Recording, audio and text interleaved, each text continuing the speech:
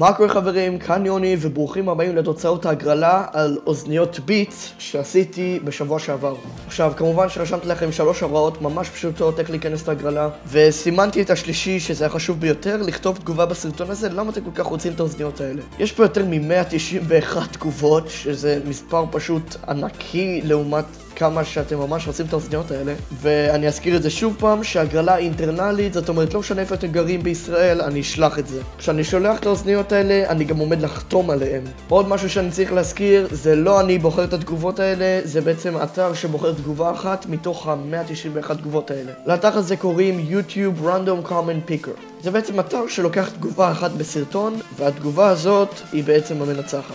משהו אחרון שאני רוצה להזכיר, אם אני שולח במקרה הודעה למנצח, והמנצח לא רוצה את האוזניות האלה מסיבה מסוימת, אני פשוט אבחר מנצח חדש בסרטון נוסף. אז כל מה שאנחנו צריכים לעשות זה פשוט להעתיק את כתובת אתר הסרטון, להדביק אותה פה, ללחוץ. אוקיי, אז במקרה רשום לי פה 200 תגובות, ואני יודע את הסיבה. הסיבה היא בעצם שהיו פה 9 תגובות של בן אדם שפשוט שלח מנוי למיקמק, עובד 100%, והוא פשוט שלח וירוס. 68 לייקים, 2 דיסלייקים.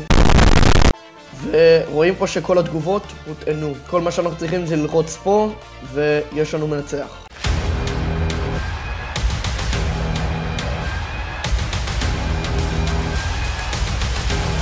3, 2, 1 ויש לנו מנצח! מיכאל מהמיק, אתה זוכה באוזניות ביטס. בוא נקרא את הסיבה. אני רוצה את האוזניות האלה כי שברת לי את הקודמות בגלל הרעש בסרטונים שלך.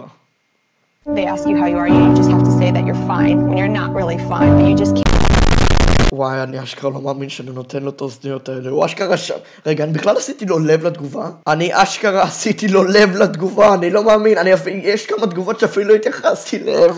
טוב, אין מה לעשות, מנצח זה מנצח. כל מה שנשאר לעשות זה פשוט לשלוח לו הודעה. אוקיי, אז שלחתי לו הודעה לפני 10 דקות קיבלתי תשובה. אוקיי, הוא באמת רשם את הכתובת פה, אני בעוד איך לא הולך להראות את זה בסרטון. אז לא הייתה לי אפשרות לשלוח לו את האוזניות היום, אני אשלח לו את זה בפסח. עד אז אין לכם מה לדאוג, אני אעשה עוד המון הגרלות בעתיד.